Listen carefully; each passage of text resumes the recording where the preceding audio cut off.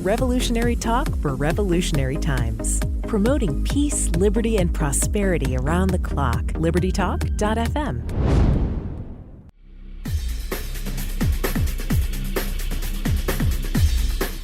Welcome to Living the Solution with Dr. Elena George. Today we have an important show. We've spoken about education in the past, and we have talked about all the problems out there. And I was just telling our guests that I don't know how parents do it these days because it was just simple. When I went to school, you went to school, you learned. There was nothing else that you had to worry about or navigate.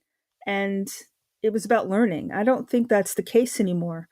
In every state right now, we're seeing parents at odds with their school boards, children not learning what they're supposed to. And I mean, I guess we'll talk about it too, but I mean, we learned about cursive, we learned a gamut of things that we could use, critical thinking being one of them. I'm not sure that's still the case. And so I wanted to speak with someone who can tell us about choices, because it seems if you turn on TV, you only have one option. Either you keep your child in a situation that you may not be happy with, or you have to take on the burden yourself, which is kind of hard if you're a working parent. So today we wanted to speak with Miss Kerry McDonald. She's a senior education fellow at the Foundation for Economic Education and the host of the weekly Liberated podcast. She's also the author of Unschooled, Raising Curious, Well-Educated Children Outside the Conventional Classroom. She's an adjunct scholar at the Cato Institute, education policy fellow at State Policy Network, and a regular Forbes contributor. Her research interests include homeschooling and schooling alternatives, self-directed learning, education entrepreneurship, parent empowerment, school choice, and family and child policy. Her articles are myriad, and they include the Wall Street Journal, Newsweek, NPR, Education Next, Reason Magazine, Washington Examiner, City Journal, Entrepreneur, and the Journal of School Choice, among others. She has a master's degree in education policy from Harvard University and a bachelor's degree in economics from Bowdoin College. She lives in Massachusetts with her family, and I know, Ms. McDonald, how busy you are, so I really, really appreciate you joining me today. Oh, I'm glad to be back with you, Dr. George. Thanks for having me. Oh, it's a pleasure. Last time we spoke, you gave a real eye-opening presentation, really, of what's out there for parents, and it's been so adversarial over the past year. I just wanted to once again revisit everything that you do, because I think knowledge is power. And if you know something, then you can choose what's best for you and your family. So since I've last spoken with you, what's the climate like? I'm seeing it from a television standpoint, but you're on the front lines. What is it like, in your opinion, for parents now who are not necessarily happy with the direction of their child's education? Well, I think parents now have more options than ever. I mean, we're in this transformational moment in K-12 U.S. education where parents are empowered in ways that they never were previously. And that's really a result of the COVID lockdowns and specifically remote schooling, when children's classrooms came into family homes and parents got a close-up look, in many cases for the first time, of what was actually happening in their children's classrooms, what their children were learning or were not learning, and a lot of what parents saw they didn't like. And then this prolonged remote schooling enabled families to start thinking about taking matters into their own hands. Many started to consider homeschooling because, of course, they were home with their kids anyway, and they thought, well, what does that look like? And then increasingly they discovered that it's, as you mentioned, it's not all or nothing. It's not homeschooling or sending your child to conventional school. There's a lot of room in between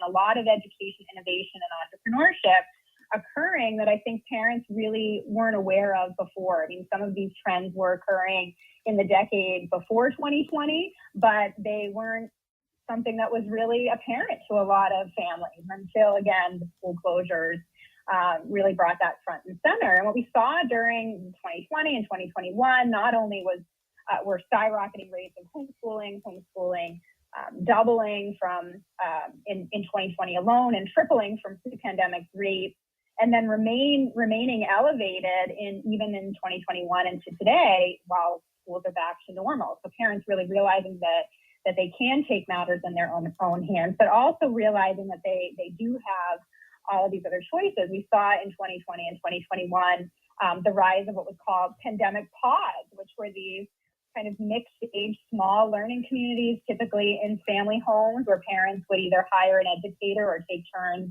facilitating a curriculum.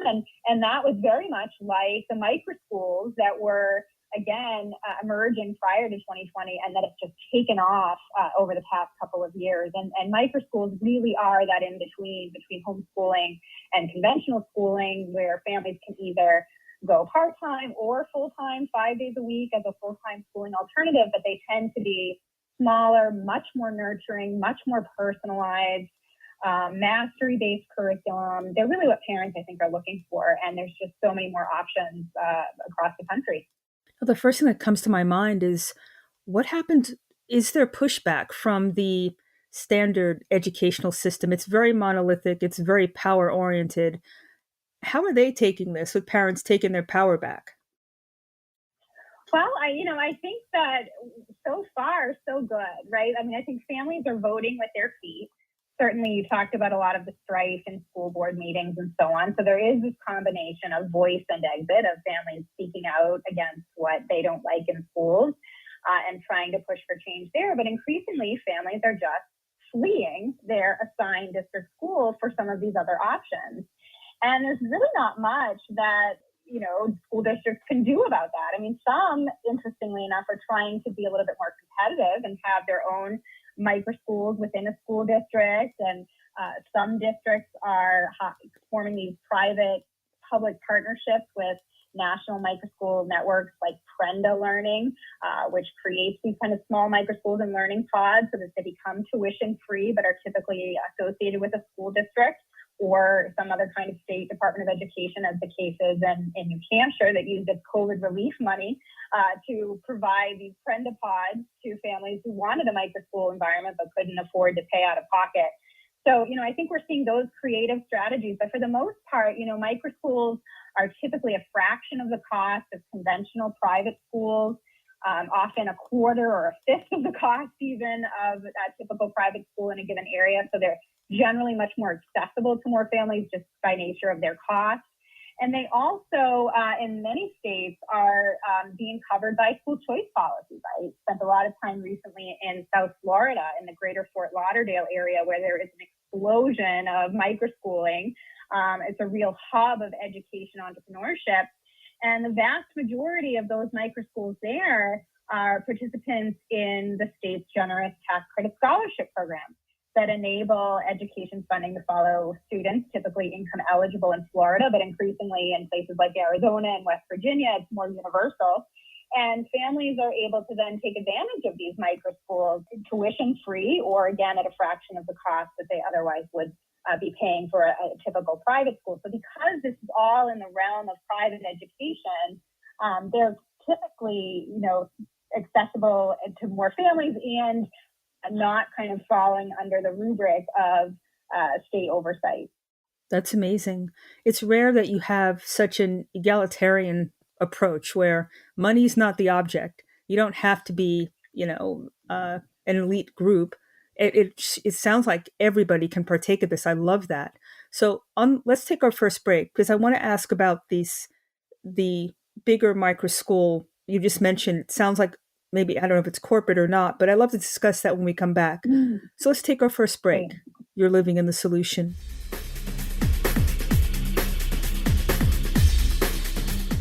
Welcome back to Living a Solution. We're speaking with Miss Kerry McDonald. Again, she's a member of the Foundation for Economic Education. And prior to the break, you were giving a wonderful synopsis of how money is not the object anymore. It's about quality. And I love the fact that there's competition now.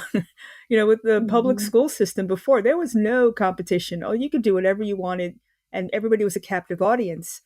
Innovation comes from choice and from people being able to do what's best for them, and the best will rise to the top. I think that goes with everything.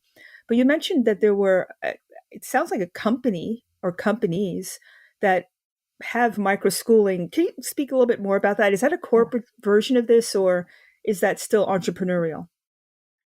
Yeah, so that's a great question. So I mentioned that microschools were gaining traction pre-2020, including some large microschool networks. So I think of, for example, Acton Academy, which is a large microschool network of independently run and operated microschools that are affiliated with the Acton Academy model. But it's all sort of parent and teacher entrepreneurs who launch these small learning communities, either in their homes or at a local, in a local commercial space.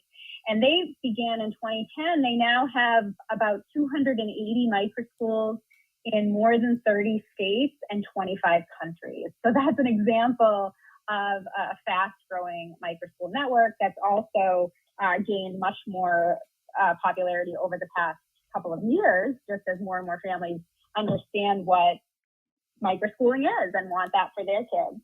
And there's some other microschool networks that also gained traction over the past couple of years, but that started long before that. I think of the Wildflower Montessori microschool network that was started in Massachusetts in 2014. They now have more than 60 microschools across the country and in Puerto Rico, and they actually have a few cities, including Minneapolis and New York City and Washington, D.C., where they have some charter school partnerships, so tuition free for students there.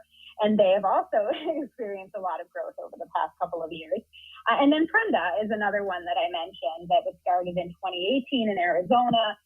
They've now reached roughly 10,000 students in several states, and they continue to grow as well. So there are these networks, but there's also a lot of just independent microschool founders, just entrepreneurial parents and educators who were trying to solve a problem in their own families or their own communities, who then decide to create a microschool to kind of hang up their shingle and realize that a lot of other families were wanting something similar. They wanted that personalized learning. They wanted that mastery-based content. They wanted to be able to have more involvement in their children's education. And they wanted the diversity of options. I mean, I think that's something that's really astounding about today's microschools, whether they're independent one-off microschools or they're affiliated with a national network, is there's a tremendous diversity in terms of educational philosophies and approaches. You can choose as a parent now anything from a kind of classical microschool that has kind of traditional subjects and experiences to more unstructured microschools, more of the unschooling model, to a Montessori microschool or a Waldorf microschool or any kind of educational approach and philosophy. And that just gives families so many more options, so much more customization in education, the way they have in every other part of their lives, right? Mm-hmm. We have so much personalization and choice in every other consumer decision. And up until recently, we have not had that same experience in education. And so I think the microschool movement is really a testament to the ways in which we can encourage a diversity of options for families so that they can choose the one that best fits their child's needs and their personal preferences. So it's really exciting to see, again, not only to establish networks that continue to kind of set the tone and also, provide the framework of success for microschools, but then see these one-off independent microschools really take root. And one of the surprising things that I've found in kind of covering especially the contemporary microschool movement over the past couple of years is just the sheer number of these microschools that are being launched by former public school teachers who are just burnt out and tired of working in the conventional system for a whole variety of reasons. And they are, launching their own microschools. I think, for example, of Jill Perez in New Jersey. She was a longtime public school teacher. She had more recently moved into a student teaching supervisor role at a university. When the pandemic hit, she created a pandemic pod with some other families because she wanted her kids to continue to have that kind of social experience and continue learning during the remote learning time. And it was so successful, and so many families were thrilled with what she was doing that they really were seeking more. They wanted something even more formal, more established. So last fall, in the fall of 2021, she opened a microschool in New Jersey with about 45 kids, mixed age. Families could choose either part-time or full-time. They were, recognized homeschoolers. Homeschooling is quite easy to do in New Jersey. There's very few regulations in New Jersey, so it's really easy to kind of have parents take control of their children's education. And she recruited a lot of teachers from the New York City public schools to work in her microschool because they were fed up with what they were seeing in the classroom and wanted something different. I think that's one of the things that we forget a lot of time is that teachers are as caught up in what's happening in public schools as their students are. Their hands are tied. They have to contend with standardization and bureaucracy and all of these constraints. They don't have that ability to be creative anymore. And it's frustrating for many of them. So they're either leaving to launch a micro school on their own or to potentially work in one. I love that. Now, you'd mentioned it was mixed ages. What's the youngest child that enters one of these micro schools? So they really vary. I mean, you can have some micro schools that are truly reminiscent of the one-room schoolhouse model where you'd have kind of a K-12 micro school. And when we talk about micro schools, it's typically under 50 kids and is intentionally small. So even though these micro schools may be in high demand and a lot of families may want to take advantage of them and the founders realize they have the potential for growth, they want to stay intentionally small, typically under 50 kids, sometimes just a couple of dozen, to again allow for that personalization and individualization of learning. But many of these founders are interested in scaling. They do want to expand, but they want to expand horizontally, laterally, by opening additional small schools, additional micro schools, as opposed to expanding vertically by increasing the size of their existing micro schools. So they're really committed to that kind of small mixed age model. And then you'll see some micro schools that are more for elementary age, but again, mixed age. You might have K-6. Some, for example, one of the ones I visited in South Florida is specifically focused on middle school, has a lot